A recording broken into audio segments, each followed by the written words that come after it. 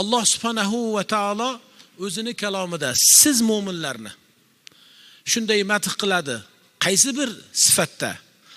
O'tganlarimizni xayr duoda eslaganligimiz uchun ham Alloh bizni madh qilgan, mu'minlarni madh qilgan.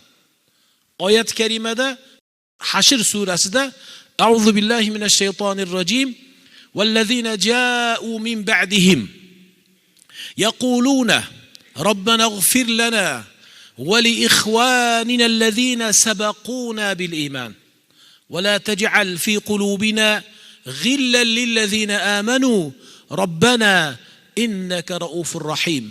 Sadaqallohul azim. Ana u o'tgan jamoatdan keyingi kelgan mu'minlar shunday deydilar deydi Alloh taolo. Ya'ni biz hozir tirik bo'lib turibmiz. Bizdan avvalgilar ham o'zlarini tiriklik bir zamonida o'tganlarini eslaganliklari va bizni ham Alloh shunday deyapti. Bugun biz hayotmizmi demak, bizi burchimiz. Haqiqiy mu'minni burchi o'tganlarni eslarkan. Va Alloh ular bilan quvonishligini, Alloh ularni yaxshi ko'rishligini o'zi marhamat qilyapti. Shunday mu'minlar borki, o'zlaridan avval o'tib ketgan mu'minlarga duo qiladilar. Nima deya? Robbana ighfir lana. Robbimiz bizni va iymonda bizdan avval o'tganlarni o'zing mag'firat qilgin. Va mu'minlarga qalbimizda g'illig'ash qilmagin. Biron bir mu'minga qalbimizda, hatto tilimizda, qo'limizda emas, qalbimizda biron bir adovatni qilib qo'ymagin deya mana shu mu'minlar duo qilar ekanlar. Bu mu'minlarni Alloh taolo sevishligini aytayapti. Biz mu'minmizmi demak burchimiz ekan. Nafaqat ota bobolarimizga, o'tganlarimizga qarang azizlar. Nafaqat o'tganlarimiz, o'zimizning hech aqrabolarimiz, ajdodu jaddodlarimizga emas, butun o'tgan mu'minlarga duo qilishlik siz va biz mu'minlarni burchi ekan. Buni Alloh aytayapti. Bu duoni kim qildi? Qarang. Sahobalar qildilar. Bu duoni sahobalardan keyingi tobiinlar qildilar. Sahobalar qilib turganligi uchun ham, bu duoni qilganligi uchun ham oyat nozil bo'ldi. Hashr surasini mana tafsirini oching, Qur'onni o'qing.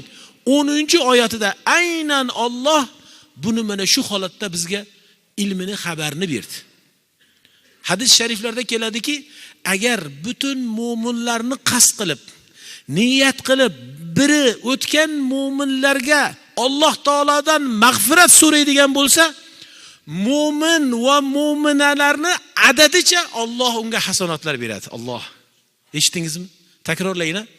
Birimiz o'tgan mu'minlar, qaysi mu'minlar? Rasulullohni sahobalardan emas, balkim odam alayhissalatu vassalom dan e'tiboran o'tgan mu'minlarni qasd qilib niyat qilar ekanmiz.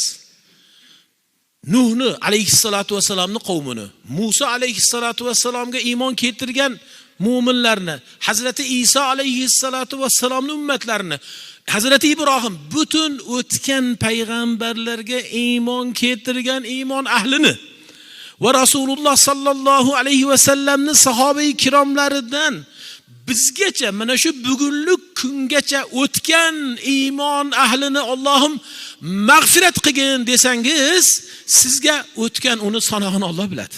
Akmal hoji aka, bilamizmi qancha mu'minlar o'tganini? Taxminan bilamizmi? Hazrati Odam alayhissalatu vassalomdan shu bugunlik kungacha o'tgan iymon ahlining sonini bilamizmi? Bila olmaymiz. Alloh bilmaydi buni, faqat Alloh biladi.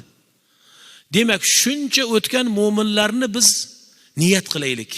Ularni haqqiga bir mahal emas, 5 mahal namozlarimizda duo qilaylik. Buni foydasi, buni barakati o'zimizga ekan. Nima bo'lar ekan? E'tibor qiling azizlar. Butun o'tgan mu'min va mu'minotlarga Allohim duo qilyapman, o'zing ularni mag'firat qilgin. Ularni haqqilariga istig'forlar aytaman. Allohim afv qilgin deya duo qilsangiz, o'sha o'tgan mu'minlar adadicha sizga hasanatlar yozilar ekan. Qanchalik baxt bu iymon ahliga berilgan yigitlar. Boshqa din sohiblarda yo'q bu. Boshqa dindagilar bundan albatta mahrum. Biz iymon ahli bunga alhamdulillah Allohning lutfi bilan sazovor bo'lamiz. Bugungi kunda bu so'zni bu jum'angizda eshitdingiz, albatta avvalda duo qilib yurgansiz. Avvalda eslab yurgansiz o'tganlaringizni. Faqat ota-bobom demak bundan keyin. Ota-bobom deysiz. Ammo ota-bobongizdan avvalgi Hazrati Odam alayhissalatu vassalomgacha bo'lgan Allohim mu'minlarni o'zing mag'firat qilgin. Allohu akbar desangiz, har birini soniga ko'ra sizga ajri savob yozilar ekan.